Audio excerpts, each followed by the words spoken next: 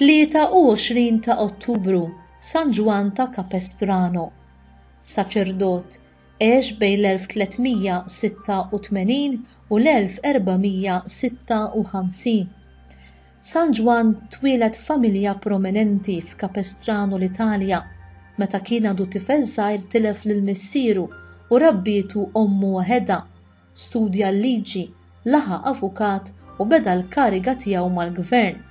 Fis-sena 1412, meta kellu 26 sena, inħatar gvernatur ta' Peruġja. Kien amministratur kapaċi u fl-istess ħin onest. Fl-1416 għamet gwerra bejn Peruġja u l-Malatesta. San Ġwann mar biex jagħmilha ta' ambaxxatur tal-paċi, iżda tal-Malatesta xeħtuh il-ħabs. Meta kien priġunier għaraf kemm ma kien jiswew xejn quddiem Alla, is-seta, l-unuri u l-ġid tad-dinja. Hekk kif inħeles, fl-istess sena li fija kien waqa' priġunier daħal mal-Patrijiet Franġiskani. Fis-sena 1425 ordina saċerdot.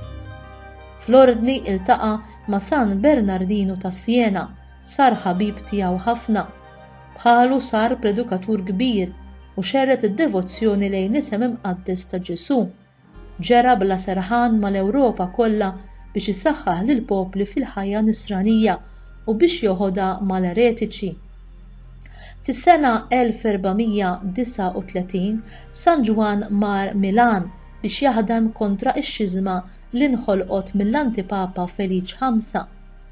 Mis-sena 1439 il-qudiem, 4 papiet wara xulxin batuh bħala legat tagħhom fil-Palestina, fil-Polonja, fi Franza fejn iltaqa' ma' Santa Koletta li ħeġġiġha biex tkompli tirriforma l-istorijiet Klarissi, fl-Awstrija u fil-Bohemja fejn irnexxielu iġib ħafna eretiċi lura fil-fidi.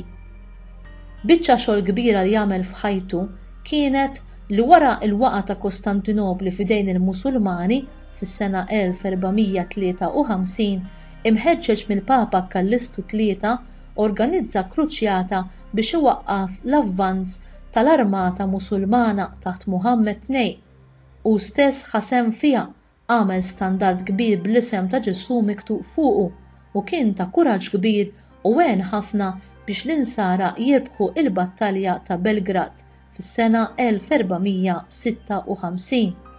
3 xhur wara San Ġwann miet Villach, Awstrija, fit-23 ta' Ottubru tas-sena 1456 fl-età ta' 70 sena u kien ikkanonizzat fis-sena 1724.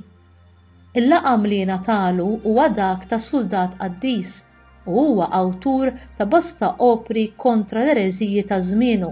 Huwa wkoll il-patrun tal-kappillani militari u ta' dawk li jaħdmu fil-liġi.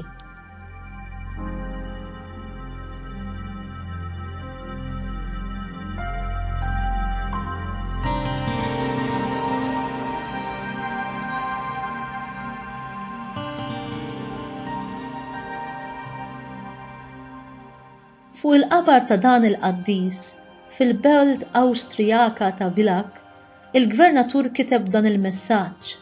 Dan il-qabar iżomm lil Ġwanni, imwieled Capestrano, raġel li jistħoqlu t-tifħir, difensur u promotur tal-fidi, gwardjan tal-Knisja, protettur ferventi tal-ordni tiegħu, ornament għad-dinja kollha li kien iħobb il-verità u l-ġustizzja reliġjuża, mera tal-ħajja, gwida żgura fid-dottrina, infaħħar minn numru bla qis ta' ilsna, issa ħini isaltan fis-sema.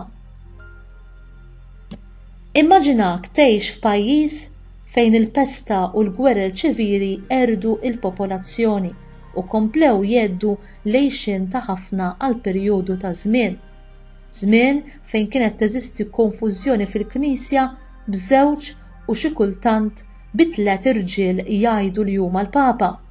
Fl-aħħar nett ippretendi li għandek ir-responsabbiltà ta' ordni reliġjuża maqsuna f'ħafna kampijiet opposti. Dawn iċ-ċirkustanzi xejn sbieħ u ta' niket jipprovdu sfond għal ħajja ta' dan il-qaddis tal-lum San Ġwann ta' Capestrano u jagħtuna perspettiva dwar l-azzjonijiet tiegħu. U llum fejn ninsabu? Fid-dinja, f'pajjiżna. Hemm raġuni għalfejn id-dinja tinsab f'kaos. Aktar ma nneħħu lil Alla mis-soċjetà, aktar huwa marbuħ u nagħtuh il-ġenb, aktar joħroġ kaos.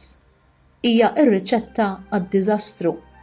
Iswed, abjad, kannella, isfar, aħmar, vjola. Ma jimpurtax li ma kulur tal-ġilda għandek. Ġesu ma ġiex biex isalva ir-razzezz imma l-irwieħ.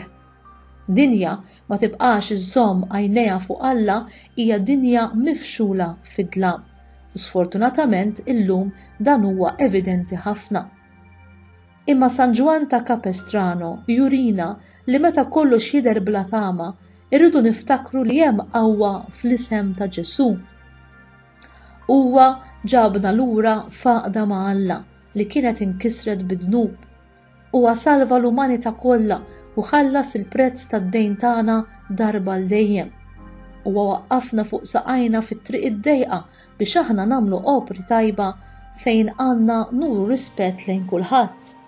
Huwa salvana mill-iskjavitu tad-dnub fuq dak is-salib u bih ksibna il-vera ħelsien.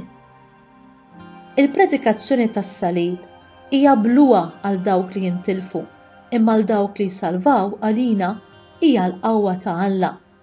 L-ewwel ittra lil Korintin kapitlu 1 vers 18.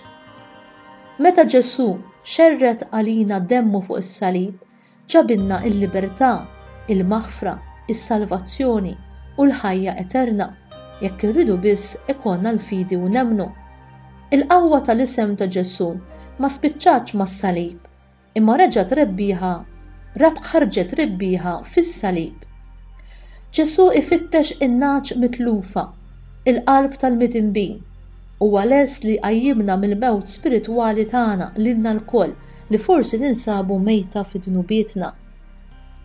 M'hemm l-ebda tama għar-rikonċiljazzjoni ma' Alla mingħajr il-maħfra tad-dnubiet u mingħajr ma wieħed jirrikorri għas-sagrament tal-qrar fejn fih u permezz tiegħu id-demm u l-isem ta' Ġesu iħolluna minn dnubietna. Għalhekk jista' jkun li għalik li qed tara dan il-filmat wasal iż-żmien li inti tieħu deċiżjoni u ma tibqax titratini jew tipposponi. Għada jista' jkun tard wisq, tibqax lura milli tisma' u twieġeb għas-sejħa li jista' jkun Alla qed jagħmilek fil-qalb tiegħek f'dan il-mument. Tkellem ma' Alla, ejdlu fi kliemek li inti lest tal-ħajja ġdida fih. Itolbu jagħtik il-qawwa u l-għajnuna biex tassew jiddispjaċik minn dnubietek kollha u tindem minnhom, biex jgħinek tipprepara ruħek għal qrara tajba, biex jagħtik il-kuraġġ biex tmur u tagħmilha, u deċiżjoni soda li tibqa' miexi jew miexja warajh u tgħix ħajja li toġbu. Meta tkun ħallejt lil mulej inatfek mid-dnub, imbagħad ersa' irċevih fit-tqarbin imqaddes biex hu nnifsu ġewwa fik ikun jista' jimlik b'imħabbtu li taxxa u tqawwik. San Ġwann ta' Capestrano jwissi dawk li huma imsejħa biex jieklu mill-mejda tal-mulej għandhom jiddu bid-dija li tiġi mill-eżempju tajjeb ta' ħajja li jixraq ilha it-tifħir u bla nuqqas.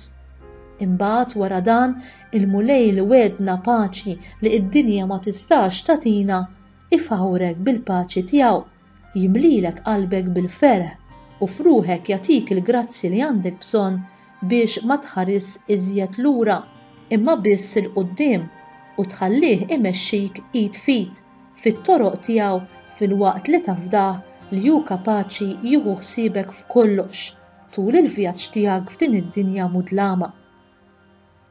U meta tiltaqa' mal-hemm u l-awġ tal-ħajja ħajkollok dak l-ottimiżmu nisrani qawwi li jitnissel minn fidi soda f'Ġesu Kristu Sidna, bħalma kellu San Ġwann ta' Capestrano.